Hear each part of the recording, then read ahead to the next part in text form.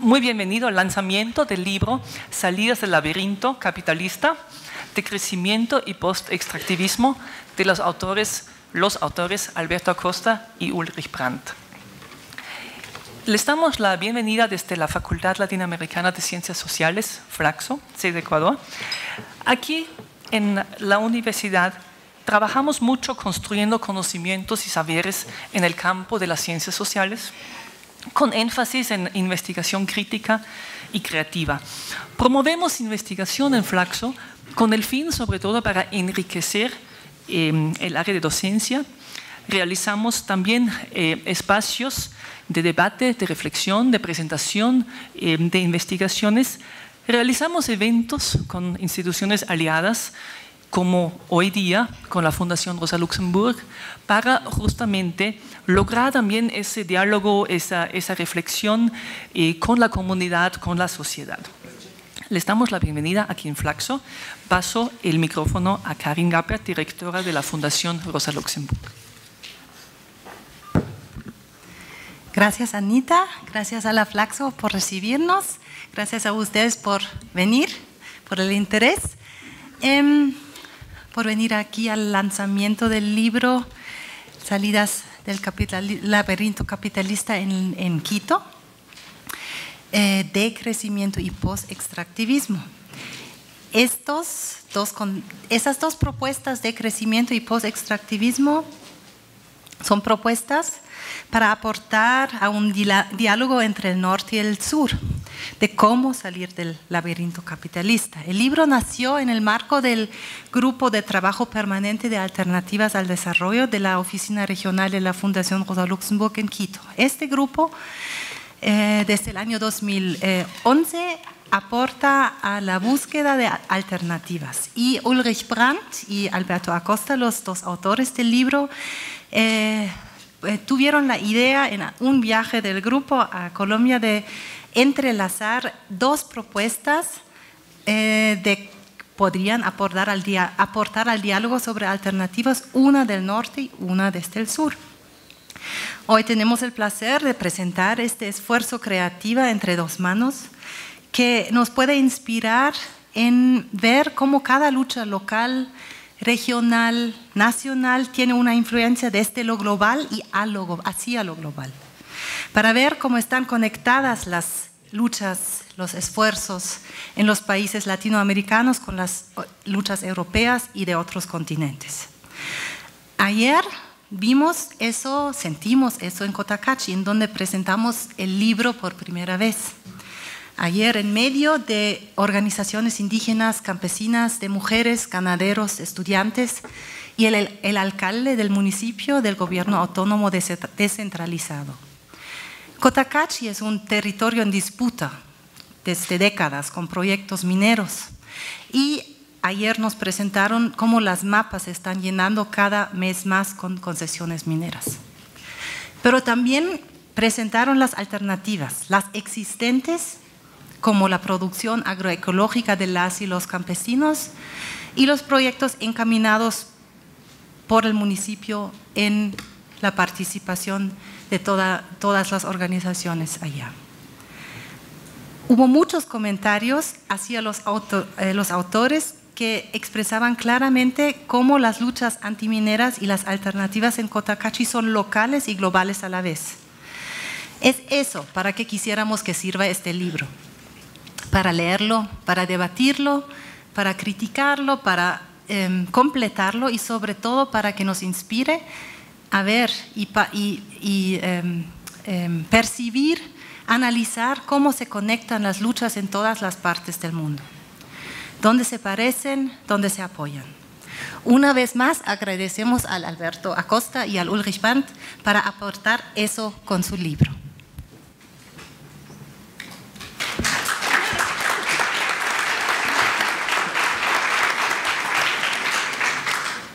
Muchas gracias, Karin.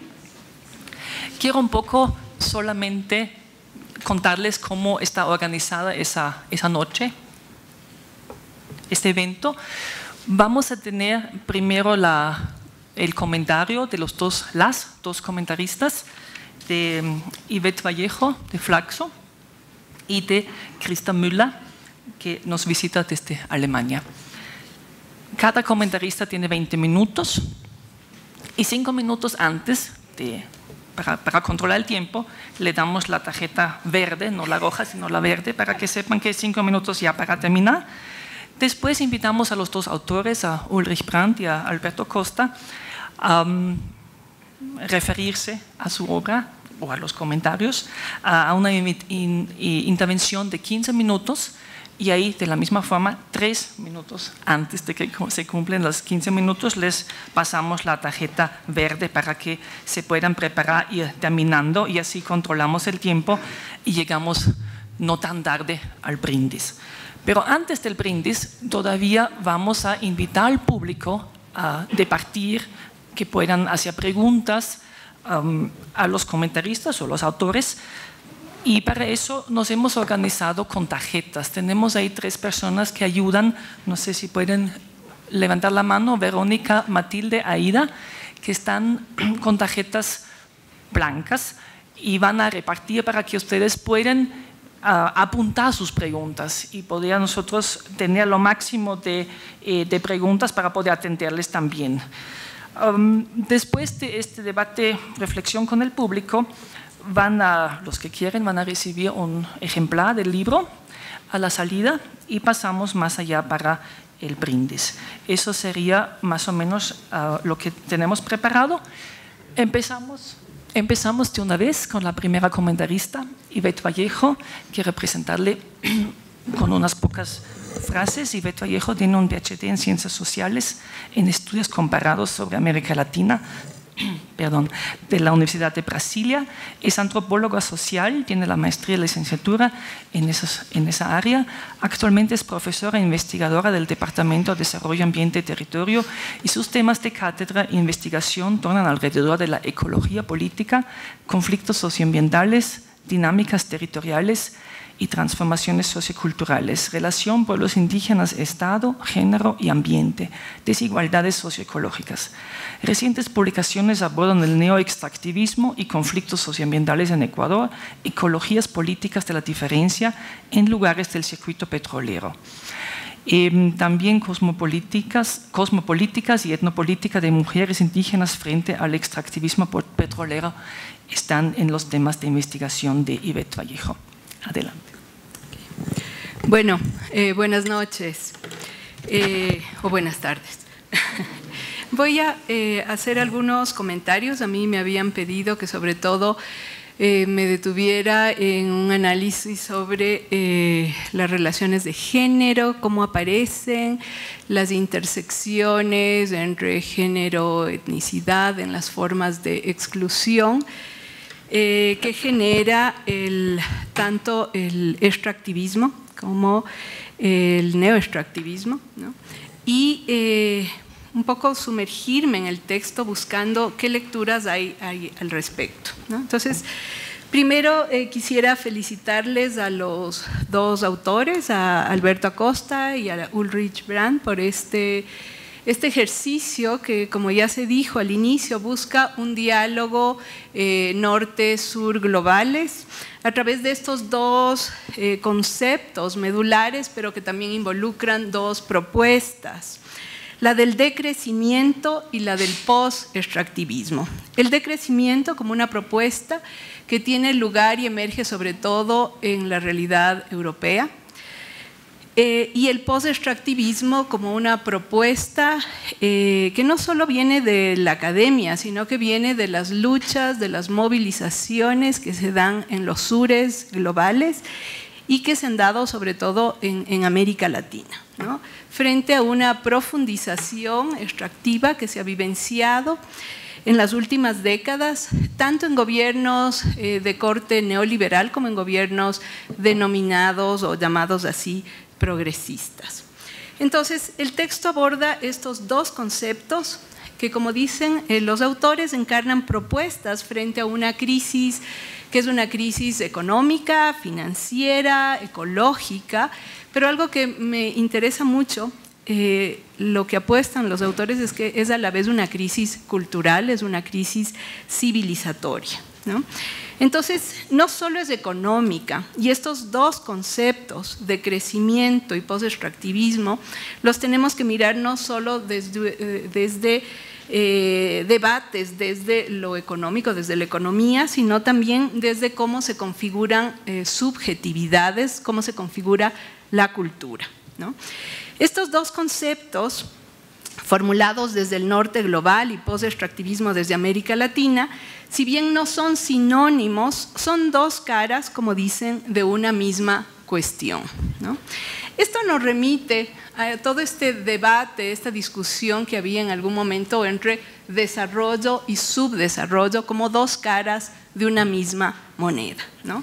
Aquí la propuesta va entre decrecimiento económico y post-extractivismo como dos caras que se conjugan, ¿no? Si bien no son sinónimos. Son un dúo, dicen los autores, ¿no? De una misma realidad global. Ambos suponen rupturas de modos de vida, no solo de rupturas de modos de producción y consumo, sino de lo que denominan una lógica imperial y modos de vida imperiales, que subordinan al trabajo, subordinan la naturaleza, ¿no? Y que yo aumentaría ahí, subordinan a las mujeres, ¿no? En este entronque entre capitalismo y patriarcado, ¿no? Y colonialidad del poder, de los saberes. Aquí yo diría, les faltó decir a los autores también que subordina pueblos diversos, que racializa para dominar, que patriarcaliza y segrega territorios. Son tratados, digamos, estos dos conceptos por los autores como dos alternativas al capitalismo existente, por tanto envuelven horizontes contrahegemónicos, que permiten pensar en alternativas civilizatorias. Entonces, el libro trata de mostrar propuestas, posibilidades, pero también algo interesante es que el libro también encarna y pasa a discurrir sobre las ambivalencias de estos dos conceptos y de los dilemas que presenta. El decrecimiento económico del norte y los modos de vida imperiales promueven las lógicas extractivas en el sur global. Asimismo, las élites dominantes del sur pretenden alcanzar esos modos de vida imperiales. Decrecimiento y post-extractivismo son propuestas que pueden engarzarse al tener en común la búsqueda de nuevas comprensiones y nuevas prácticas hacia una nueva vida digna para humanos, y esto me gustó mucho, y no humanos. Esto lleva a salir del crecimiento económico como fin del extractivismo, que tiene en común la dicotomía sociedad-naturaleza o naturaleza-cultura. Diría por mi parte que se ha erigido desde un antropos dominador de la naturaleza. El dúo sobre el que hablan los autores sería entonces dos perspectivas que se intersectan para transformar no solo las formas de producción y consumo, sino para transformar las sociedades entre sus relaciones y sus relaciones con la naturaleza. Urge, dicen Brand y Acosta, discutir seriamente en el norte global el decrecimiento económico y que no basta, plantean, hablar del crecimiento estacionario. Esto debe ir de la mano con el post-extractivismo en el sur global. Bueno, no voy a entrar mucho en todo un análisis muy interesante que hacen sobre dos contextos en perspectiva comparada, ¿no?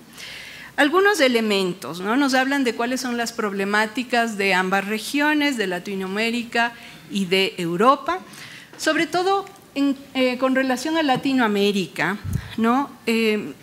Algo que es central en lo que plantean los autores es que los países de Latinoamérica siguen siendo exportadores de naturaleza, ¿no? Mientras que en Europa se encuentran países que son importadores de naturaleza.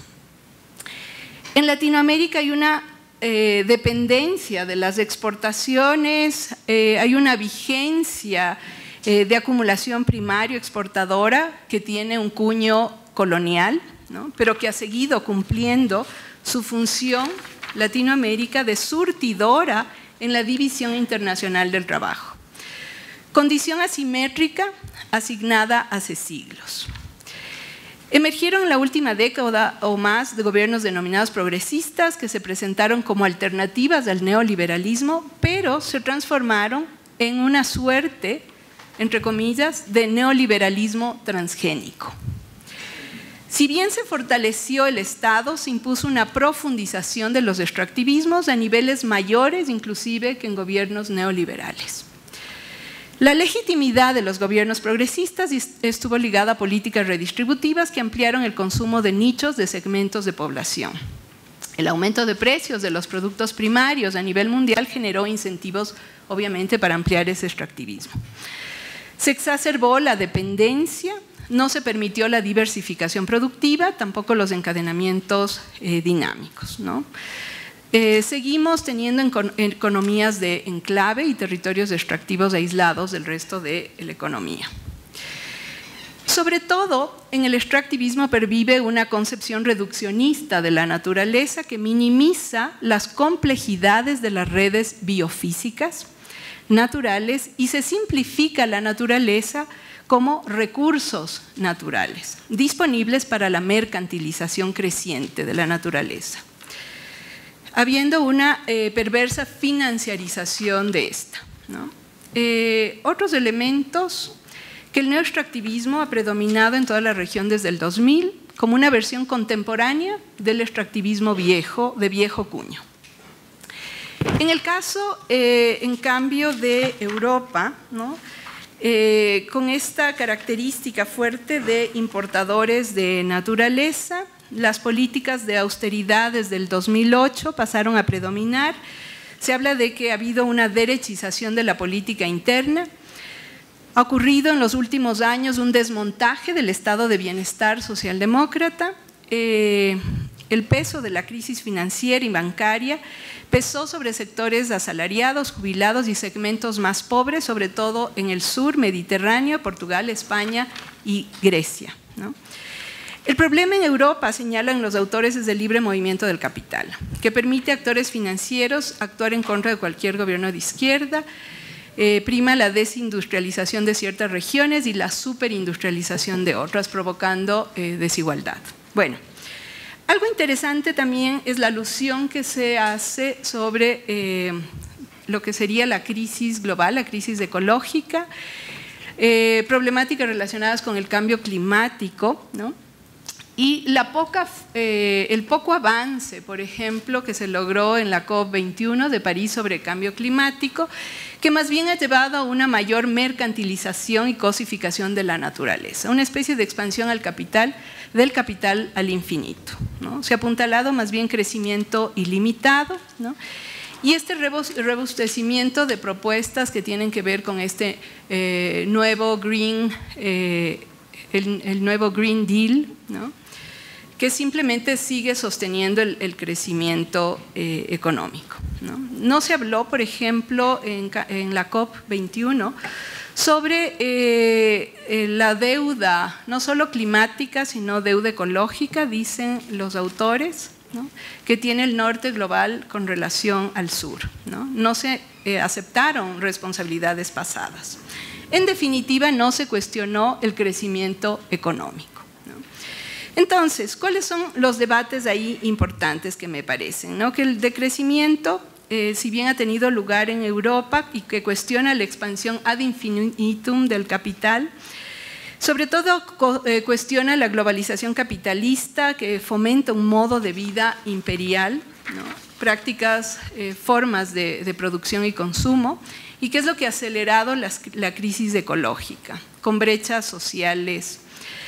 El tema del debate sobre el decrecimiento alcanza importancia sobre todo desde el 2008, cuando la globalización capitalista desencadena crisis en varias regiones del mundo, ¿no?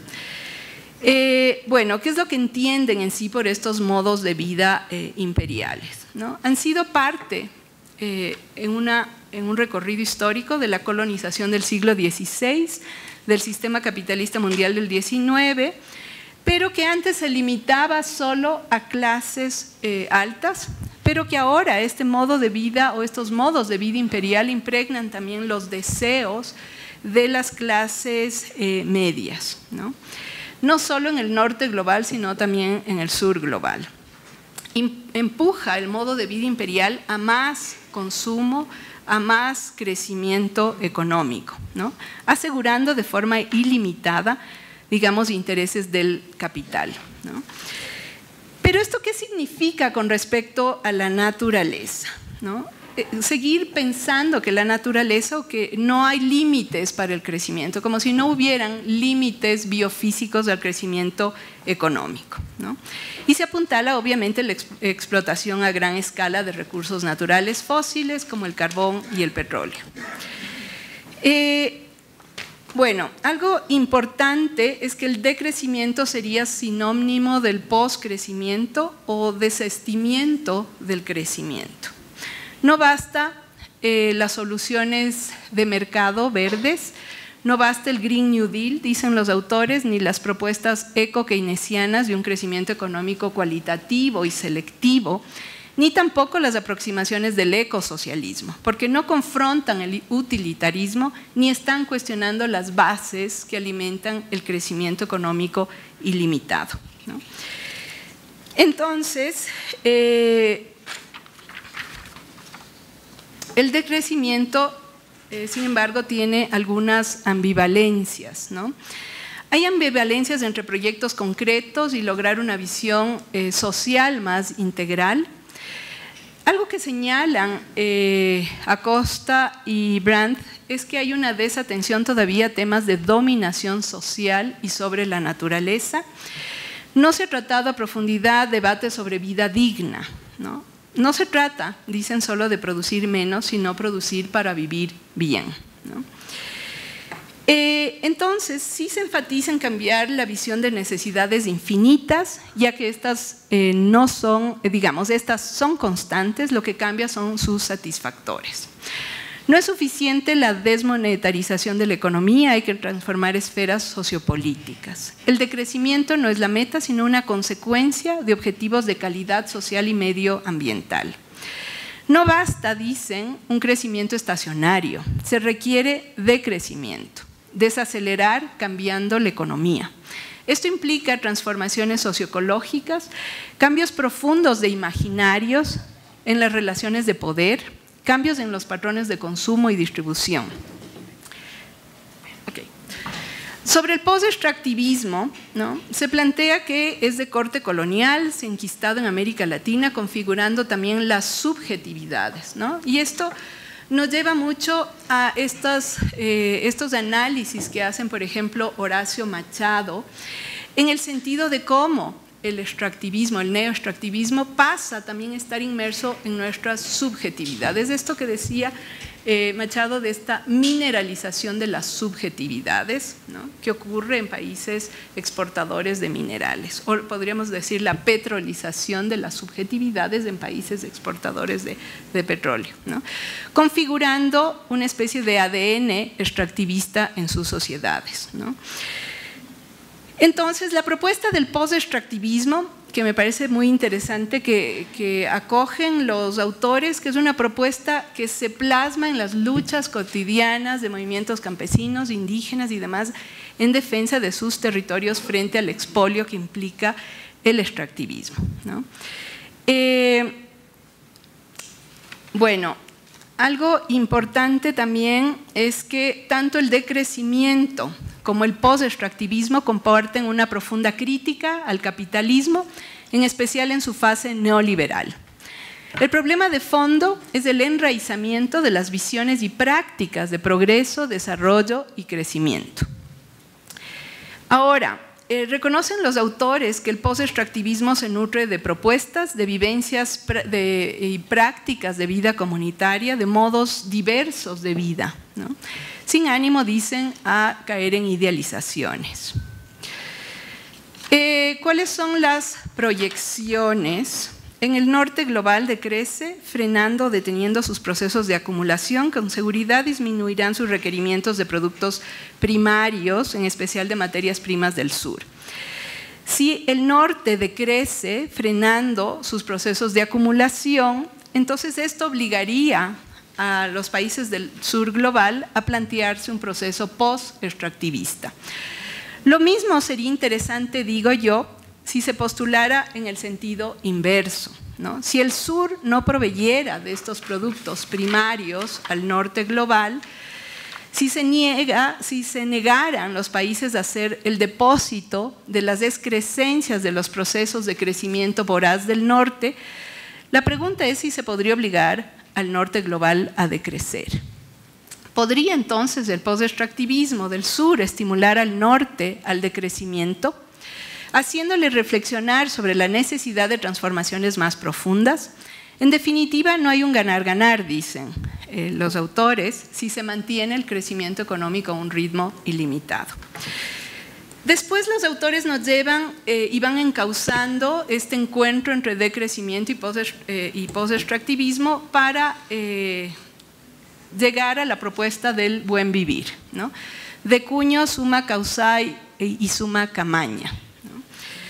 Ahora bien, todavía para los sures globales de América Latina resultan estos conceptos, dicen, poco atractivos, ¿no? Plantean que el concepto de decrecimiento como tal, el concepto de post-extractivismo podría ser no tan atractivo para muchas sociedades y que podría más bien la respuesta venir de Summa Causae, porque el prefijo post nos lleva más a abordar algo que se quiere dejar más que algo que se quiere alcanzar con claridad, ¿no?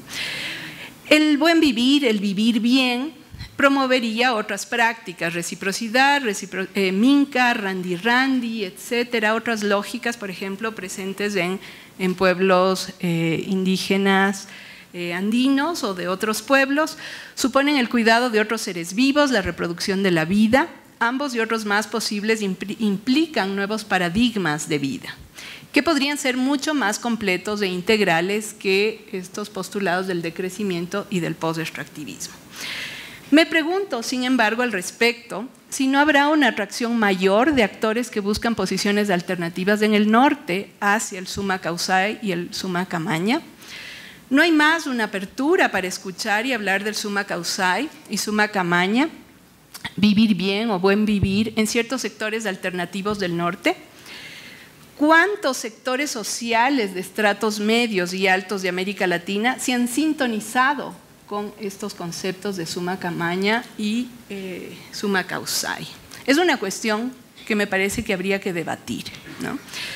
Me parece que después de las experiencias de Bolivia y Ecuador, que a pesar que adoptaron estos planteamientos en sus constituciones, inclusive el ñanderecu guaraní de Tierra Sin Mal, ha habido cierto desencantamiento, ¿no?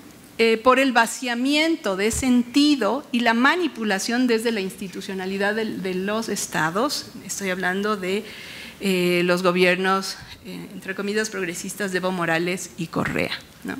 Bueno, solo quería ir más al grano de lo que me habían pedido abordar, ¿no?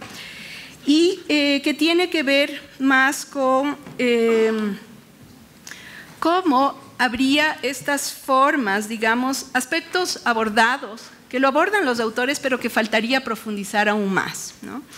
Los autores intentan dimensionar los alcances que tiene el capitalismo, principalmente en su fase neoliberal, aunque también progresista y del Green New Deal, en seguir manejando conceptos como crecimiento, desarrollo, progreso, tanto en Europa como en América Latina y en el mundo en general. El extractivismo no es solo una estructura económica, dicen, sino una forma de explotación altamente compleja, que no solo depende de la naturaleza y la destruye, sino que estructura diversas relaciones de producción y reproducción, trabajo y división del trabajo, formas de organización política, subjetividad e imaginarios. Deteniéndonos a abordar la esfera de la relación producción-reproducción y de cómo se organiza la división del trabajo para la acumulación, los autores nos conducen a abordar no solo la distribución internacional del trabajo entre centro-periferia, norte-sur global, países desarrollados, subdesarrollados, exportadores e importadores de naturaleza, sino que reconocen, retomando lo que plantea Piccio, que la economía capitalista ahonda la separación de los procesos de mercado formales de muchos elementos que los hacen posibles, pero que se invisibilizan sin ser mercancías, como el trabajo no remunerado, el trabajo de cuidado. Reconocen que se externalizan los trabajos de cuidado y se desvaloriza aquello que lo ve separado por el trabajo social no remunerado, realizado por mujeres y por las prestaciones ecológicas de la naturaleza. En diálogo con Biesecker y Adelheid y Sabine Hofmeister, plantean que el crecimiento económico está muy vinculado a un concepto occidental, racionalista, masculino, que parte de las constelaciones de dominación patriarcales y que se orienta hacia la dominación de la naturaleza, ¿no? En su mirada sobre las ambivalencias de los conceptos post-extractivismo y decrecimiento, indican entre ellas el no tratamiento en el decrecimiento de la dominación en su integralidad, o podríamos decir en su interseccionalidad, ¿no? En sociedades con producción capitalista, la reproducción del trabajo asalariado y la reproducción social no solo se basan en el salario, sino en el trabajo del hogar y del cuidado. Las formas de apropiarse de la naturaleza y transformarlas en mercancía aparece desarrollando una división del trabajo en clase, etnias, género y escala internacional, lo que implica un sostenimiento y estabilización de las relaciones de poder y dominación. Entonces, hay varios entrecruces, podríamos decir, de desigualdad interseccionales, ¿no?, que finalmente generan crisis ecológicas. Se entrelazan relaciones sociales dominantes, capitalistas, dicen los autores y lo reconocen, relaciones sociales dominantes, capitalistas, patriarcales, racistas y neocoloniales, ¿no?, con implicaciones de dominación múltiple, que estarían siendo trabajadas mucho más desde el post-extractivismo que desde el concepto de crecimiento, ¿no? Aquí me parece que habría que situar algunos planteamientos que podrían alimentar la discusión crítica y reflexiva sobre las intersecciones de la desigualdad y cómo estas son el fundamento y alimentan y es la base del crecimiento y la acumulación ampliada y voraz del capital. Habría que visualizar las formas en que se vivencia la desigualdad también interseccional, no solo en el sur global, sino también en el norte global, ¿no? Y hablando de Europa, visualizar obviamente cada vez más la diversidad étnica, cultural y religiosa existente en Europa por los procesos de flujo migratorio, desplazamientos desde Oriente Medio y África.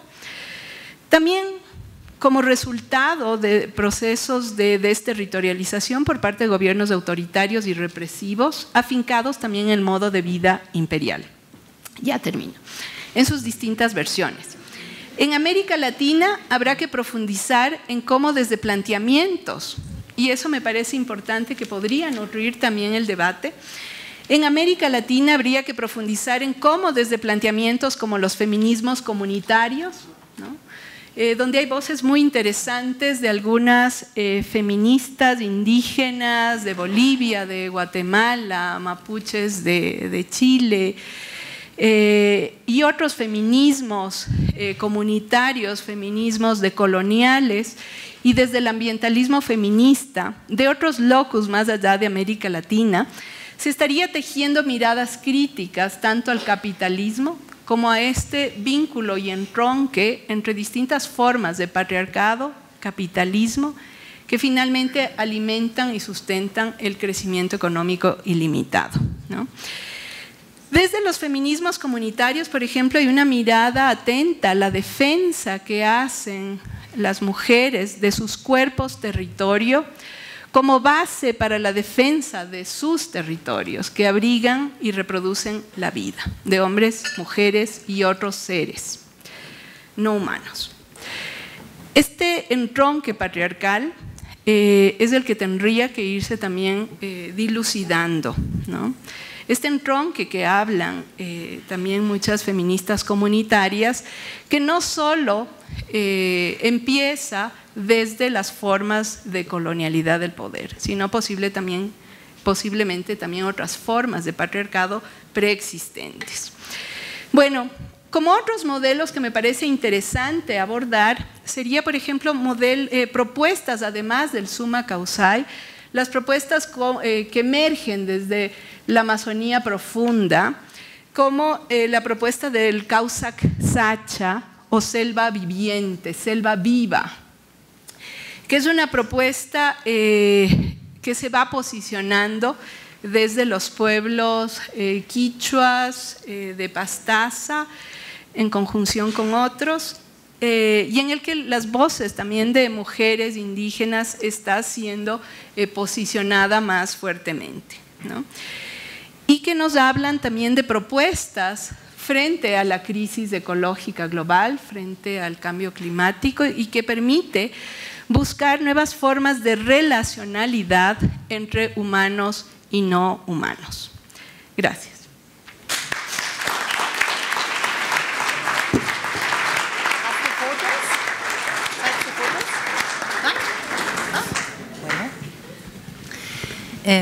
Muchas gracias. El segundo comentario lo va a presentar Christa Müller, quien es socióloga alemana y ha estudiado movimientos campesinos y procesos de modernización en México, Costa Rica y en Alemania. Ella desde el 2000 dirige un instituto en el sur de Alemania que estudia y apoya procesos de subsistencia urbanos. Te invito a tu comentario, Christa.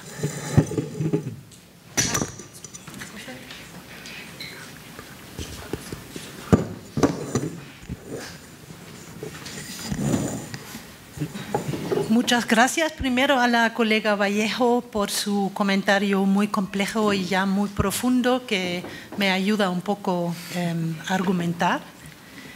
Muchas gracias al economista Alberto Acosta y al politólogo Ulrich Brandt por haberse tomado la molestia de llevar las perspectivas de crecimiento y post-extractivismo a un diálogo fructífero. Los autores tratan el enfoque del decrecimiento como un concepto importante pero criticable. Acosta y Brandt resuelven los puntos ciegos del enfoque en detalle. Gracias por eso y felicitaciones. En el libro se considera el decrecimiento desde dos perspectivas. La de la economía ecológica, que trata sobre los límites del crecimiento. La segunda trata del decrecimiento como opción, movimiento y horizonte político en construcción. En mi opinión, como investigadora en el campo, la segunda parte es más instructiva para el debate actual. Y por eso me toca hoy solo agregar algunos aspectos desde una perspectiva sociológica en mi comentario sobre decrecimiento. Mi propuesta, sin embargo, es entender el decrecimiento como un movimiento en movida y mirar las nuevas prácticas bajo el techo del decrecimiento como prácticas postcapitalistas o incluso transcapitalistas. Quiero comenzar con una advertencia. Armin Nassei, un sociólogo contemporáneo alemán, dice que la crítica al capitalismo considera que el capitalismo es un receptor que puede dar respuesta o un destinatario concreto. Yo no soy representante de la teoría de sistemas de Niklas Luhmann, como el recién citado. Tampoco comparto su vista que el capitalismo es intrínsecamente e inevitablemente ligado a los procesos de modernización. Aún así, no puedo ignorar ese argumento como socióloga, porque debemos tomar nota de que las sociedades no son objetos y no pueden transformarse según nos da el gusto. Reconozco claramente la necesidad de un cambio social ecológico radical y urgente. Sin embargo, se deben considerar los efectos secundarios y los efectos imprevistos del rumbo político.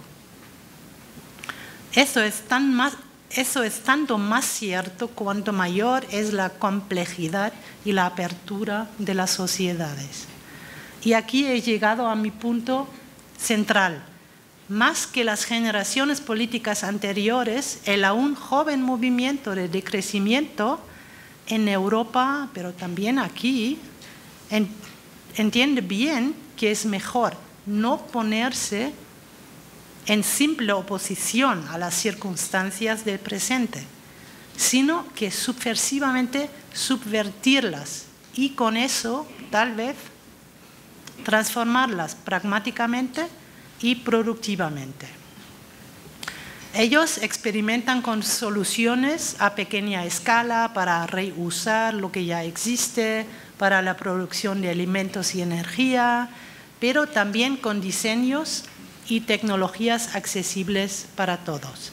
De este desafío emergen formas de producción colaborativa que redibujan conceptos convencionales del capitalismo creciente y sobre todo socavan la narrativa central de la modernidad, el progreso a través de la liberación de lo que todavía llamamos naturaleza.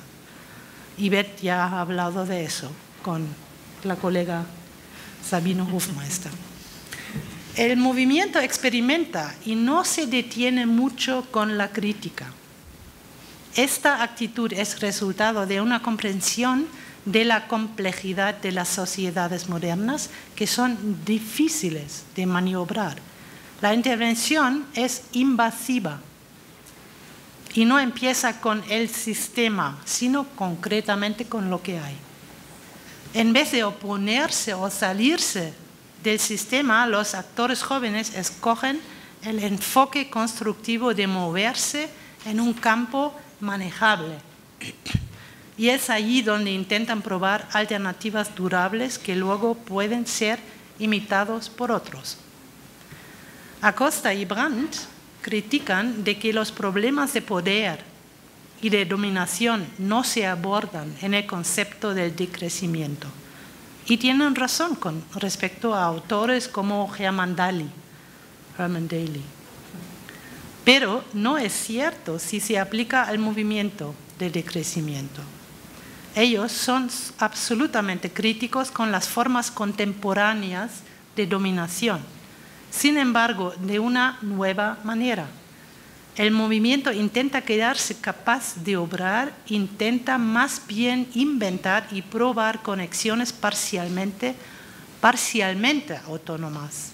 No autónomas, pero parcialmente autónomas, con valores, actitudes y prácticas propios. El fracaso está permitido siempre. Las salas de resonancia y los campos de referencia son postideológicas y por eso son múltiples, solo por eso. Las anteriormente mencionadas contradicciones secundarias, como Ivette ya ha hablado de eso, como la explotación de las selvas o el mal estimado del valor del llamado trabajo de cuidados, realizado principalmente por mujeres, todos estos puntos ciegos aparecen y reciben al final su atención apropiada en la construcción de espacios y contextos económicos alternativos. El movimiento de crecimiento hace, y eso también lo diferencia de la izquierda política clásica, con una conciencia política expandida. Aunque a menudo tienen capital cultural y económico, ya no piensan que tienen que ayudar a los demás de forma paternalista o incluso a liberar a los oprimidos. Reconocen que las condiciones opresivas son múltiples y las relacionan con su condición de consumidores enajenados de las clases medias globales en el norte y el sur ante las distintas formas de opresión y explotación de los humanos y de la naturaleza. Los activistas piensan interseccionalmente, están mirando de cerca, de muy cerca, porque están interesados en lo que hay. E inmediatamente sacan sus consecuencias prácticas. Si no sirven, intentan otros caminos. Al mismo tiempo, es importante reconocer que no hay poder externo, como Michel Foucault señala en sus estudios. Esto no significa, sin embargo, que no haya oportunidades para relacionarse con las poderosas invocaciones y crear nuevas formas de vida. Esto, para Foucault, es resistir. Para él, cito, en relación con el poder no hay el único lugar de la gran denegación, el alma de la rebelión, el punto focal de las rebeliones, la ley pura del revolucionario, pero hay resistencias individuales, posibles, improbables, espontáneas, salvajes, solitarias, coordinadas, aduladoras, violentas, irreconciliables, dispuestas a comprometerse, resistencias interesadas o sacrificadas que solo pueden existir en el campo estratégico de las relaciones de poder, como dice Foucault. Parece que el movimiento de decrecimiento comparte este conocimiento, aunque los activistas pueden no haber leído Foucault. Pero es evidente que han despedido la idea de la caída del sistema. En lugar de eso, persiguen una agenda propia, la cual, sin embargo, no se puede adjudicar a ningún partido político, sino que representa nuevas formas de lo político. En el trasfondo de estas actividades hay una actitud para encontrarse con el mundo de manera amigable, atenta y concreta. Esa actitud se compromete con el presente y no lo niega por un futuro supuestamente mejor, como es característico de los movimientos políticos de antaño.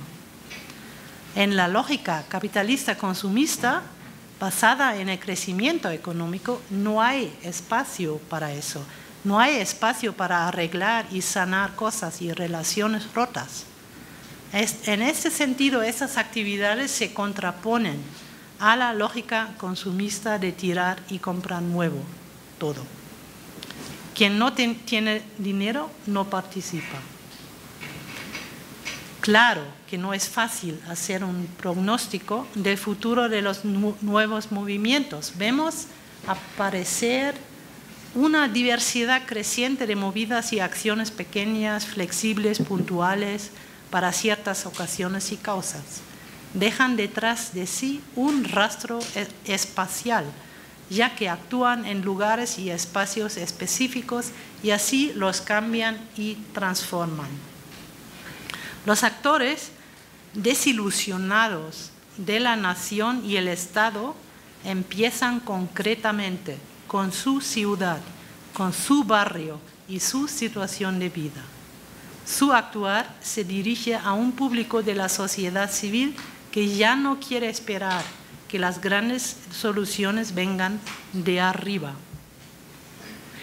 Sería fácil ridiculizar a este nuevo estilo de lo político por su carácter lúdico y por su ligereza, pero eso subestimaría su potencial político. Son evidentes las líneas de fractura entre los estilos políticos del siglo XX y aquellos que están surgiendo ahora. También aquí en Quito he visto muchísimas vistas nuevas a eso, concretas. Por su colectividad en redes, tienen el potencial mundial de simbrar las relaciones desiguales en la sociedad global y en cooperación con las fuerzas progresistas dentro de los Estados-nación, también pueden lograr cambios estructurales. Todos tenemos y todos podemos luchar por el mejor conocimiento y buscar nuevas formas que son capaces de cuestionar masivamente las relaciones hegemónicas. Por eso el libro de Acosta y Brandt es tan importante como el conocimiento indígena, como el reconocimiento de la chicha andina, como una economía de código abierto o como el exprimidor de jugo reinventado. No hay soluciones, solo hay intentos y ojalá hayan salidas del laberinto capitalista. No lo sabemos si haya. Gracias por el libro, Alberto y Ulrich. Rosa Luxemburg.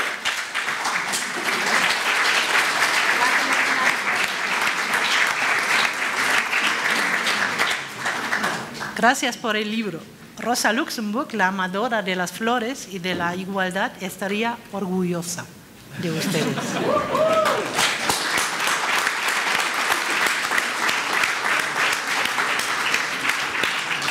Muchas gracias, Krista, por tu comentario.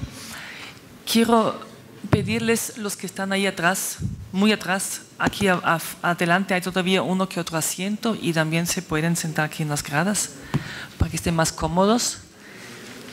¿Sí?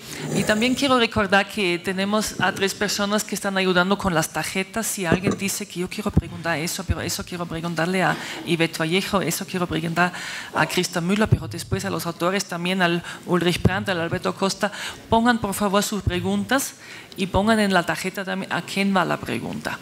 Y las mismas 3 chicas van recogiendo las tarjetas para después poder organizar de mejor manera el debate. Bueno, vamos ahora a invitarles, después de haber escuchado a Yvette Vallejo, Krista Müller, de comentaristas, queremos invitarles a los 2 autores que nos dicen de su obra que lanzamos hoy día. Invitamos en primer lugar a Ulrich Brandt. Quiero presentarle también, así cortito. Ulrich Brandt es profesor e investigador de la Universidad de Viena, en Austria.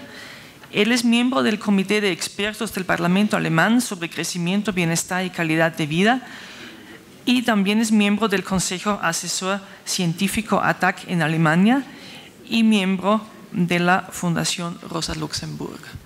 Adelante, Ulrich. Muy buenas tardes a todas y a todos. Es un momento muy lindo de presentar el libro aquí en Quito. Y en esta sala, no sé si yo estuve también en esta silla hace 6 años, pero en esta sala presenté por primera vez en América Latina la idea del modo de vida imperial. Voy a tocar ese tema y ya Yvette ya hizo una muy linda introducción. Y es también un muy, muy lindo momento porque un libro no se hace así, era un largo proceso de comunicación, de discusiones entre Alberto y mí, pero también quiero agradecer a la Fundación Rosa Luxemburgo porque a Karin Gabbard, a todo el equipo de la Fundación aquí, también del equipo de Argentina, porque hay también una edición en España, Argentina y Chile. Y es un esfuerzo de hacer un libro también, de producir, de editar un libro. Y ya, imagínense con mi castellano qué esfuerzo también de editar al final un libro como esto, qué desafío.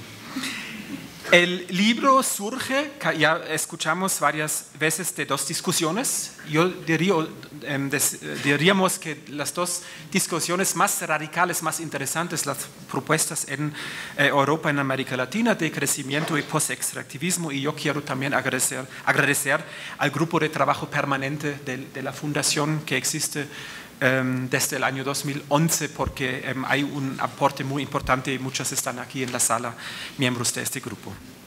Ya Karin Gabbard introdujo por qué hicimos este grupo y yo quiero ser muy breve y subrayar este punto, que el diagnóstico era que los debates acerca de alternativas se quedan un poco provinciales, en el sentido de las alternativas al nivel de América Latina o tal vez solo en Ecuador o en los países andinos, y lo mismo en Europa. El debate acerca del decrecimiento también no aborda más, no piensa más allá de Europa. Y entonces este es el enfoque, es el punto de partida.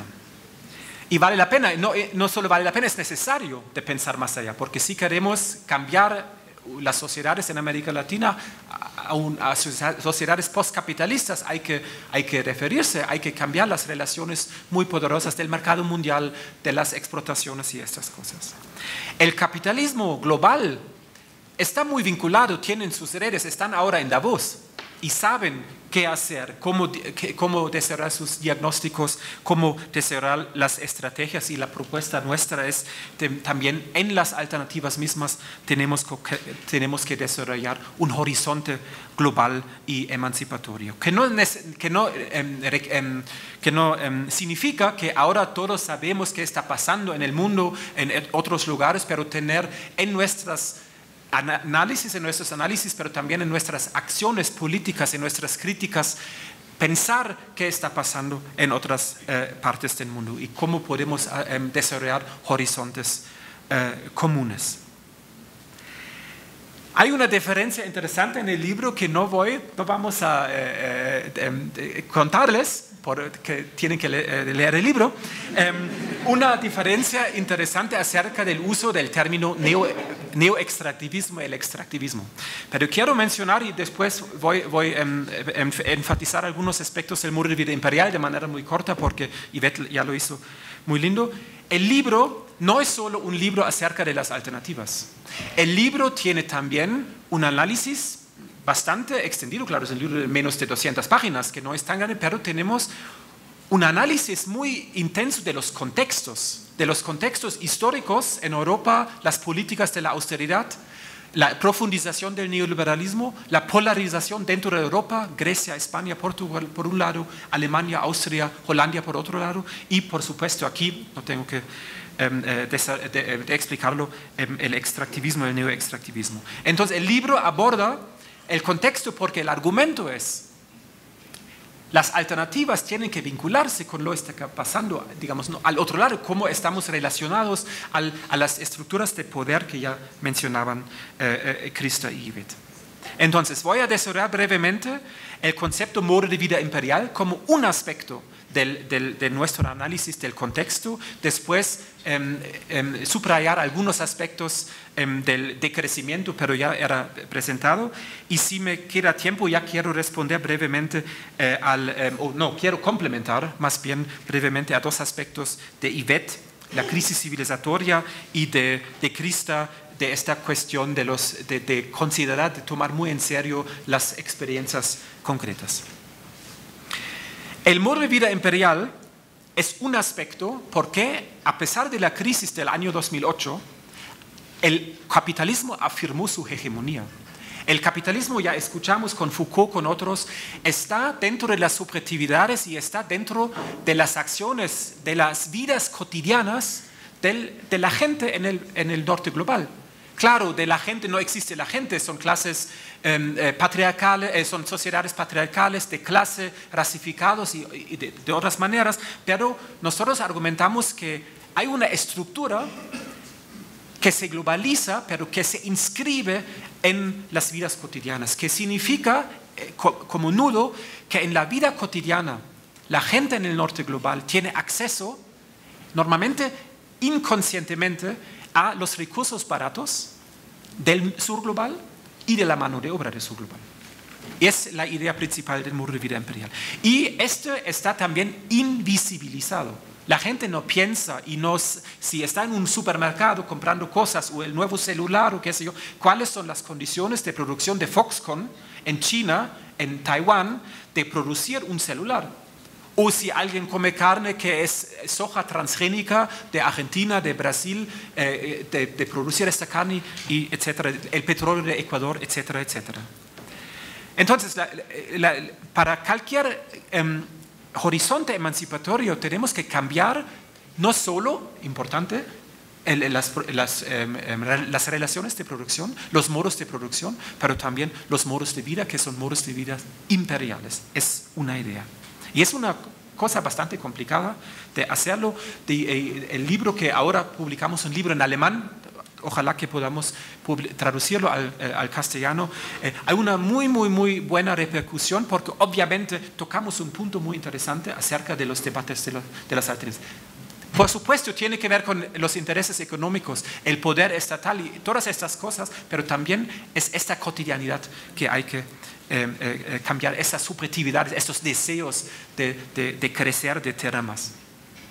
El modo de vida imperial es una relación, es una estructura altamente excluyente.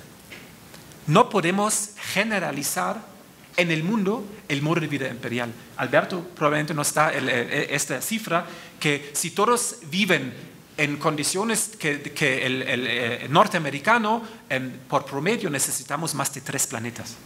Entonces, eso es una metáfora muy fuerte. Entonces, el modo de vida imperial, de producción de vida imperial, tiene una característica altamente excluyente y causa cada vez más, que llamamos en nuestro libro en alemán, tensiones ecoimperiales, que también China, India y otros países quieren asegurar a sus clases medias el modo de vida imperial. Y también tal vez se puede analizar algunas políticas del coreísmo, claro, con el boom de los commodities de Brasil, con el concepto de modo de vida imperial. Lo dejo así, pero yo creo que es importante de considerar. El otro concepto, claro, es el decrecimiento, y voy a subrayar algunas cosas. El decrecimiento no es de festejar la crisis económica. El decrecimiento no significa, qué bien que Ecuador está en crisis y su Producto Bruto Interno decrece 2%. O Grecia está en crisis, etcétera, etcétera. El decrecimiento de crisis, el decrecimiento capitalista de la crisis significa desempleo, significa que las élites defienden su posición, significa que el Estado tiene menos medidas financieras, recursos financieros para la salud, para la educación, para otras cosas. La crisis, el decrecimiento capitalista de austeridad normalmente significa corte de sueldos y otras cosas.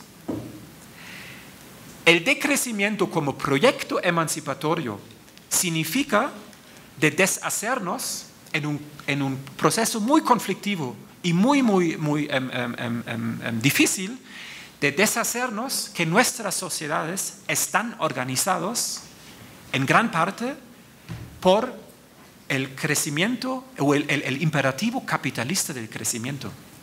Que los sistemas de salud, de educación, de producción de bienes, hasta el Estado, están organizados bajo este imperativo del crecimiento capitalista. Este es el decrecimiento. Es un proyecto emancipatorio de pensar cómo podemos debilitar a las fuerzas dominantes económicas, las transnacionales, la agroindustria, la minería, el petróleo, cómo debilitar esto. También las políticas estatales y también estos modos de vida imperiales que son muy articulados con este crecimiento capitalista. Entonces, no es cambio por crisis, no es cambio por austeridad capitalista, sino es un proyecto que hay que realizar. Y el diagnóstico de la perspectiva del decrecimiento es bien importante.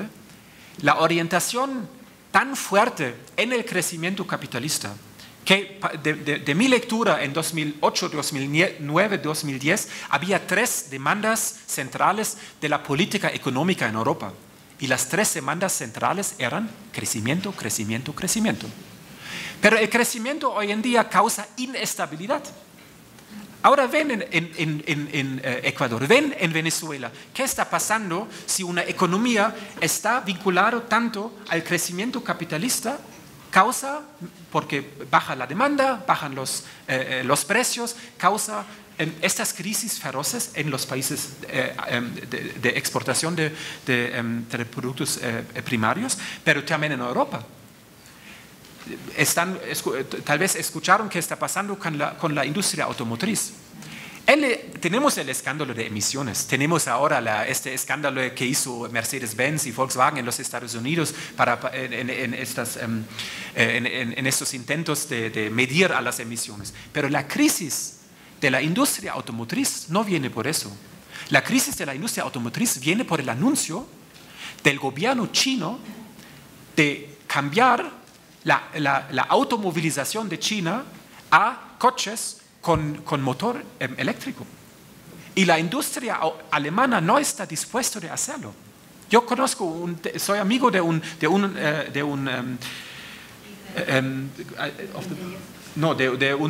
representante de los metalúrgicos de la IG Metall, del board, de la cúpula, del sindicato, y él me dice que los gerentes, el management de los 5 grandes de la industria automotriz en Alemania son borrachos de la ganancia que hacen con su modelo de exportación de coches y de producir coches en China.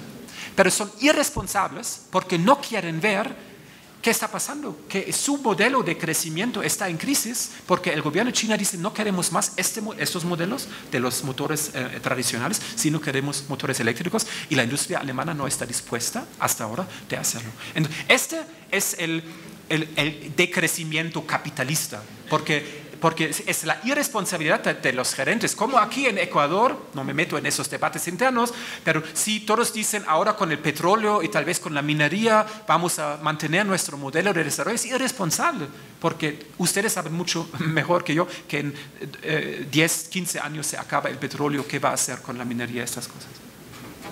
Bueno, quería apuntar, ojalá que quede claro, sí, que con el decrecimiento. Entonces, 2 comentarios breves a las exposiciones que eran tan ricas que no hay tanto para explicar, porque era para nosotros de entender qué hacemos en el libro. El aspecto de la crisis civilizatoria. Yo aprendí el concepto de la crisis civilizatoria de Edgardo Lander hace muchos años y me parece muy importante, y nosotros hablamos de la crisis múltiple también en Europa, y quiero enfocar una implicación. Y también Yvette ya lo mencionaba. La implicación es si consideramos que la crisis abril de 2008 no es solo una crisis económica financiera, sino una crisis múltiple civilizatoria, el riesgo es que algunos aspectos de la crisis están solucionados, tratados a costo de otros. Y era muy claro en las políticas 2008-2009 que las políticas de la crisis era, Alemania, Austria, otros, de mantener el modelo de producción, de maquinaria, de la industria química, de la industria automotriz, donde trabajan los hombres. Los sindicatos defendieron la industria automotriz, pero a costo, por supuesto, de la naturaleza, porque es un modelo inviable, y a costo de muchas mujeres, porque las mujeres no trabajan en estos sectores con altos ingresos. Hay una flexibilización muy fuerte de los sectores no tan organizados por los sindicatos. Entonces, hay un aspecto de las relaciones de género, y Yvette lo dijo muy bien, también en estas políticas de la crisis misma. También en el norte-sur, el modo de vida imperial, como yo dije al principio, es el modo de mantener el modelo capitalista en muchos países europeos, o en Europa si quieren, pero a costo del sur global.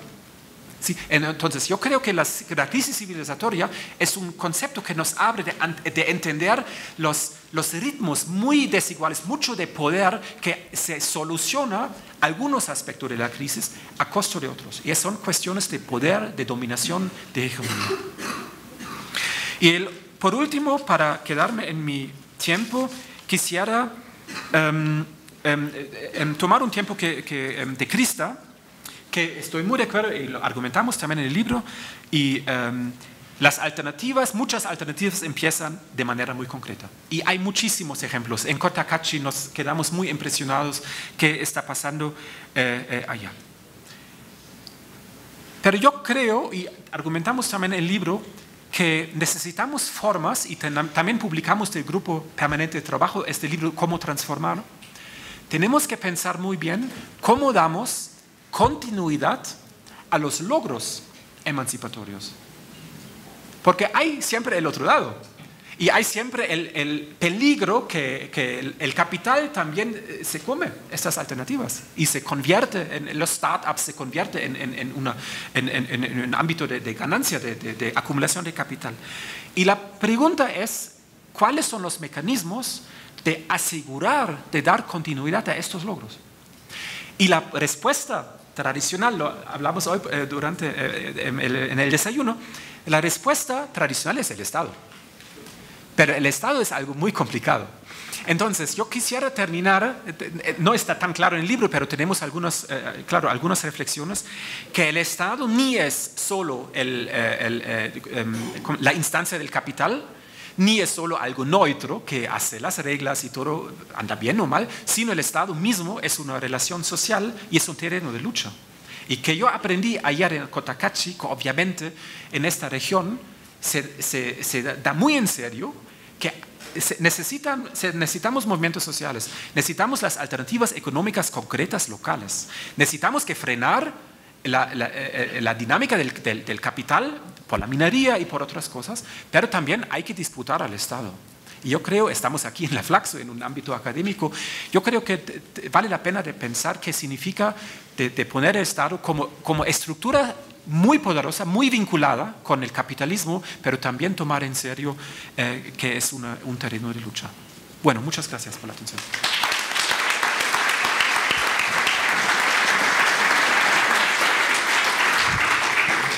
Muchas gracias, Uli.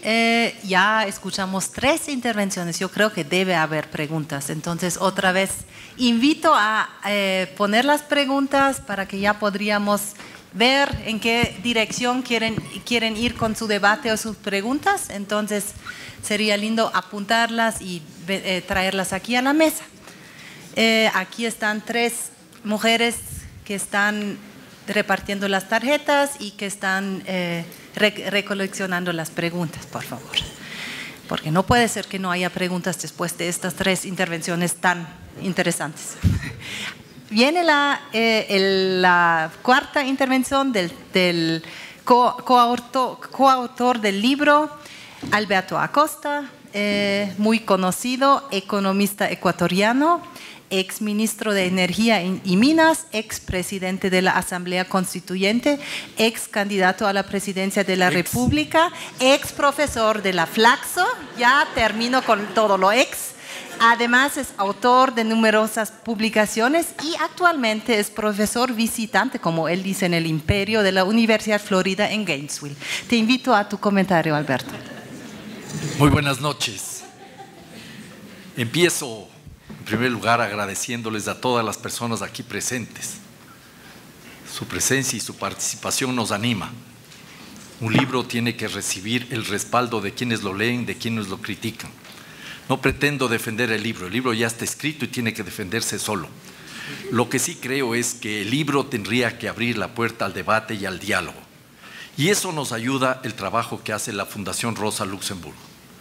Yo rescato el aporte de Karen y todas las compañeras de la Fundación, la iniciativa que se tuvo ya hace mucho tiempo atrás, 2010 creo que fue en Buenos Aires, cuando comenzamos a pensar con Miriam la idea de un grupo de trabajo de alternativas al desarrollo, en el cual participan muchas personas. Me parece que es fundamental entender lo que significa ese grupo de trabajo. Es un grupo de trabajo en donde no solo están presentes y con una activa intervención personas que vienen del mundo académico, sino personas que viven la resistencia y la construcción de alternativas cotidianas. Este ha sido un proceso complejo y difícil, porque muchas veces los académicos que vivimos y trabajamos en torres de cristal aislados de la realidad, tenemos incluso la pretensión de dar respuestas y recetas a quienes están viviendo esa realidad dura y compleja. Recuerdo, por ejemplo, que en la primera reunión tuvimos algunos amigos entrañables, un par de amigos míos entrañables, que luego de los primeros debates dijeron: esto no es para nosotros. Y ellos no volvieron más. Nos siguen aportando y hemos llegado a publicar cosas de ellos con el apoyo de la Fundación, pero no dentro de ese debate. Yo quiero entonces valorizar en extremo este esfuerzo colectivo, este debate y esta forma de diálogo en el que hemos podido profundizar esta discusión en algunos temas. Agradezco también los valiosos aportes de Ivette y de Krista, que creo que ya nos dan pautas de qué es lo que debíamos haber hecho de otra manera en el libro. Y creo que eso es también importante. No va a haber una segunda edición corregida, sino tendrán que venir muchos otros elementos para seguir en esta construcción colectiva. Y para empezar con una propuesta constructiva, ¿por qué no arrancar este tipo de debates con el brindis y luego seguimos en la discusión. Podría ser una cuestión significativa, un diálogo mucho más profundo e intenso.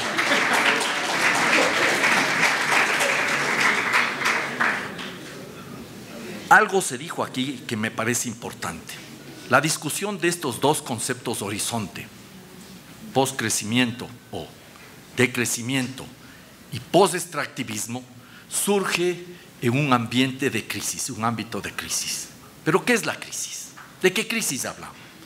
Uli, como le conocemos todo, el Uli, habla de una crisis multifacética, una crisis sistémica, una crisis energética, una crisis social, una crisis económica, una crisis ética, una crisis ecológica, quizás una crisis civilizatoria. Y hace ya casi 10 años en esta sala me vino a la memoria de golpe, no había previsto para mi intervención este recordatorio, tuvimos un debate sobre la crisis. En el libro partimos como punto de referencia para la masificación de esta discusión del tema del decrecimiento, de la crisis en Europa sobre todo, o en el mundo la del 2008.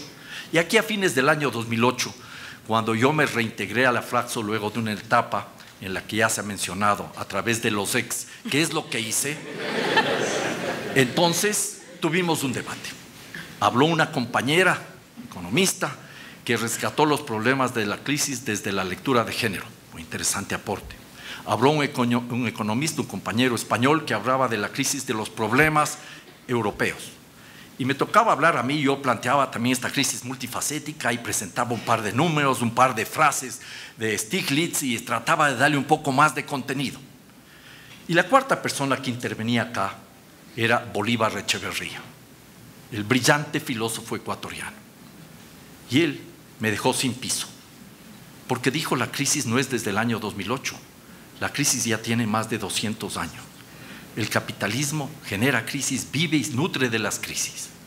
Y me acuerdo, y termino la anécdota con Bolívar Echeverría, que me visitó al día siguiente con su compañera para invitarme a hacer un diálogo entre los dos, una suerte de entrevista entre los dos, para hablar de la crisis. Me achiqué, no di la talla, no le respondí nunca a Bolívar y se murió. Pero recuerdo yo esa importancia del análisis de Bolívar Echeverría, que nos dice permanentemente que el capitalismo es un sistema, es una civilización que vive de sofocar la vida de los seres humanos y la vida de la naturaleza. El capitalismo demanda crisis, demanda explotación y ese es el punto que tenemos que abordar. ¿Cómo salimos de esta situación? Es un laberinto complejo, no hay recetas, nadie las tiene, menos mal. ¿Cómo superamos el capitalismo? Ayer en Cotacachi recordaba yo a los participantes que nosotros hemos visto una y otra vez películas de que el mundo se acaba porque va a haber algún cataclismo, una guerra mundial, un enfriamiento, una gran ola, porque llegan los marcianos, esos personajes verdes y babosos, y se nos acaba todo. Pero no nos imaginamos cómo se va a acabar el capitalismo. Y entonces esa es la pregunta que nosotros nos hacemos ahora y lo hacemos desde estas dos entradas. Hay muchas más. El post-extractivismo. Creo que en el Ecuador y quienes estamos aquí presentes conocemos lo que ha significado la vida de los países atados a las exportaciones de materias primas. Yo hablo para provocar el debate que hay una suerte de maldición de la abundancia, o para plantearlo en términos de la pregunta inteligente que formuló Jürgen Schult en un libro publicado en el año 2005 en el Congreso del Perú. ¿Será que somos pobres porque somos ricos en recursos naturales? ¿Será que no hemos logrado resolver nuestros problemas porque tenemos demasiados recursos naturales y tenemos economías rentistas, sociedades clientelares y para que eso funcione, gobiernos autoritarios? Ese es un punto de partida para una reflexión y para una historia demasiado conocida por nosotros. Y en ese contexto también podríamos incorporar los aportes recientes de Eduardo Gudinas cuando nos plantea la visión desde los extractivismos e intenta encontrar respuestas a través de la búsqueda de transiciones. Y me parece que eso es claro y conocido. En nuestro grupo de trabajo y en el esfuerzo que hacemos con Uli, partimos no de certezas que conducen a la pasividad, a las ortodoxias y a los dogmatismos, sino de incertidumbres que nos abren la puerta a la creatividad, al cuestionamiento permanente, a las verdades que son cuestionadas cada día y aquellas teorías que tienen que ser repensadas totalmente. Y desde esa perspectiva, un par de reflexiones pensadas más desde nuestra realidad del sur sobre el postcrecimiento, el decrecimiento. Nos están pidiendo que decrezcamos. ¿Será eso que nos piden los europeos porque ya llegaron a un nivel de vida tan alto que pueden darse el lujo de decir ya no vamos a crecer más? ¿O será eso solo para quienes tienen ya ese estatus de desarrollo? Y en ese sentido, como decía Uli, el postcrecimiento o el decrecimiento no implica aceptar como algo positivo el decrecimiento de la economía producto de una crisis, porque eso sería una barbaridad. Las crisis serían entonces las crisis en tanto destrucción de las condiciones de vida de la población serían el camino para salir de los problemas. Creo que no es así, aunque las crisis pueden ser grandes detonantes para procesos políticos y sociales transformadores.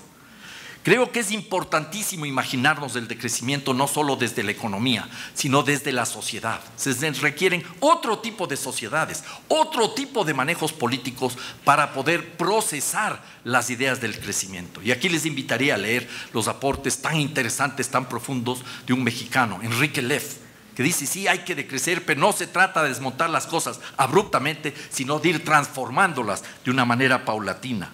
Y esa historia nos remite a las realidades, por ejemplo, de Ecuador. Hemos tenido épocas de importantísimo crecimiento económico. El Ecuador cacautero, el Ecuador bananero, el Ecuador petrolero de los años 70. Teníamos tasas de crecimiento promedio de un 8%, la industria crecía al 10 al 12%. ¿Cuál fue el resultado de todo eso? ¿Cuál es el resultado del crecimiento en el Perú con tasas comparables a las de China? ¿Se han resuelto los problemas sociales? ¿Se han resuelto los problemas ambientales? ¿Hay equidad? ¿Hay justicia social? ¿Hay justicia ecológica? La respuesta es evidente. Por eso hay personas que ya desde hace mucho tiempo atrás, como el Premio Nobel de Economía, el único de un país proveniente del sur global, Amartya Sen, que dijo que el crecimiento económico puede ser incluso no necesario y contraproducente, y en 1985, y que el crecimiento económico es solo un medio y no un fin en sí mismo. Y Amartya Sen creo que tiene cierta presencia en estas discusiones. Y luego vino otro pensador que yo quiero recordar aquí, chileno, de origen alemán, Manfred Max Neff, que en una carta al ministro de Economía de Chile en el año 2001 le pregunta claramente, ¿para qué tantas represas hidroeléctricas? Cuando se discutía sobre una gran represa hidroeléctrica al sur de ese país. Y él planteaba, recuerde, señor ministro, que no todo crecimiento económico es bueno. El crecimiento económico puede ser bueno o puede ser malo. Depende de la historia social y ambiental de cada uno de esos procesos. Y concluía, es preferible crecer poco, pero bien, a mucho para mal. Y eso me remite también a lo que hemos vivido muchas veces en América Latina, épocas de crecimiento empobrecedor, como dijo ya en 1958 un economista que proviene de la India, Yedish Bhagwati, profesor de la Universidad de Columbia en Nueva York. ¿Puede haber crecimiento económico empobrecedor? Sí, y eso sucede muchas veces cuando, por ejemplo, caen los precios del petróleo y todos los países que extraen y exportan petróleo incrementan las tasas de extracción de petróleo. A la postre se pueden quedar incluso con menos ingresos económicos, pero han perdido patrimonio, han afectado su sustentabilidad y han afectado a sus economías. Entonces, la primera tarea que tenemos que hacer es liberarnos de la religión del crecimiento económico. Tener una aproximación diferente, menos ingenua a la lógica del crecimiento económico. Y esto tiene ya mucha historia. En 1848, en el año en que se publicó el manifiesto del Partido Comunista por parte de Carlos Marx y Federico Engels, otro economista clásico, liberal, filósofo, humanista, John Stuart Mill, ya hablaba de la necesidad de una economía de crecimiento estacionario. Porque decía él, nosotros, los países ricos, ya tenemos satisfechas nuestras necesidades y no necesitamos crecer más. Los otros sí. ¿Para qué seguir acumulando bienes si ni siquiera los podemos aprovechar? Y hay otro escritor, otro economista que les quisiera mencionar ahora muy rápidamente, que me parece importante, que les puede sorprender inclusive, y que está en parte mencionado en el libro, John Maynard Keynes.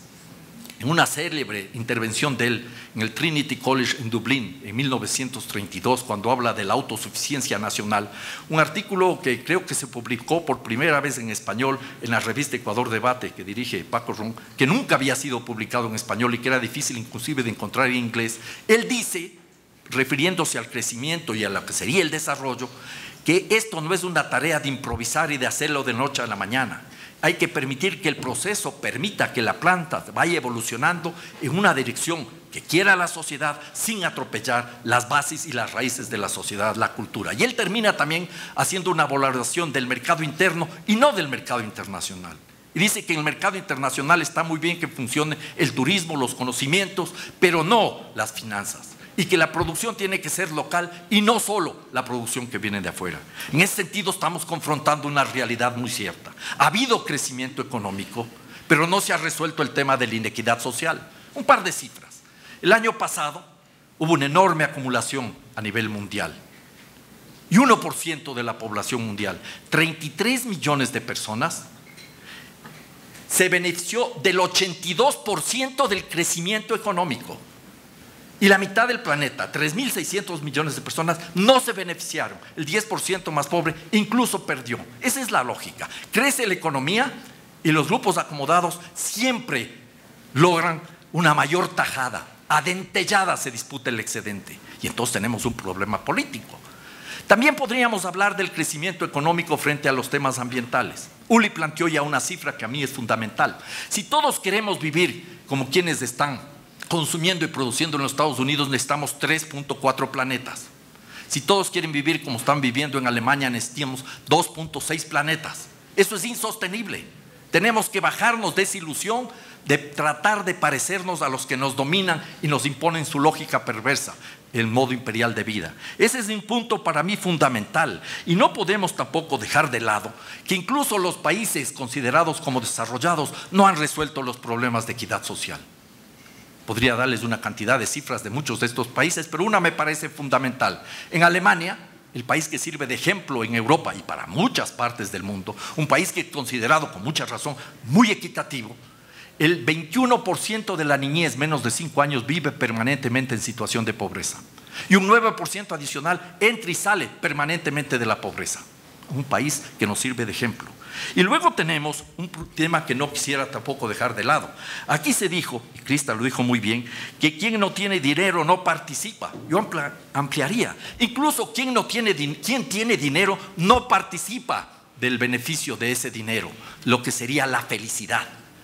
Se conoce en economía la paradoja de Sterling. Crece el Producto Interno Bruto, pero el índice de felicidad se mantiene estable. Ustedes pueden ver cifras para todos los países desarrollados, si es que son desarrollados. Estados Unidos, por ejemplo, 60 años de que crece permanentemente el Producto Interno Bruto per cápita y el índice de felicidad en los últimos 60 años se mantiene estable. En el Japón comienza a declinar. En China comienza ya a perfilarse eso. En Chile ya está presente ese fenómeno. Tener más no nos hace más felices. Tener mucho dinero no resuelve los problemas, porque además estamos atrapados por esta lógica imperial de vida que nos limita a encontrar respuestas. Pero el asunto es muy complejo cuando vemos que la destrucción ambiental comienza a ser una realidad insostenible. Y en ese contexto, y concluyo con un par de reflexiones, necesitamos comenzar a pensar otra economía. O salimos de este laberinto a través del desastre o a través de una manera razonable. Habría dicho Rosa Luxemburgo, socialismo o barbarie. Nos organizamos para dar respuestas con otra economía que tiene que incorporar en primer lugar una liberación de la religión del crecimiento económico. En segundo lugar, fundamental para mí, tenemos que desmercantilizar la naturaleza, los derechos de la naturaleza. Un tercer punto fundamental es la desconcentración de la producción. Tenemos enormes empresas productivas que marginan y dejan en la miseria a la mayoría de la población. Tenemos que dar paso a algo que es clave, la redistribución no solo del ingreso, sino de la riqueza. Y eso exige siempre más democracia. El punto aquí es entonces no quedarnos en la lógica de más Estado o más mercado. Tenemos que crear respuestas desde las comunidades. Y concluyo con una reflexión con la que empecé. Esta no es tarea solo de académicos, no es tarea solo de las comunidades en forma aislada, es una tarea conjunta. Tenemos que sumar y tejer las resistencias y desde las resistencias simultáneamente construir las alternativas. El único camino que hay es la democracia. Buenas noches.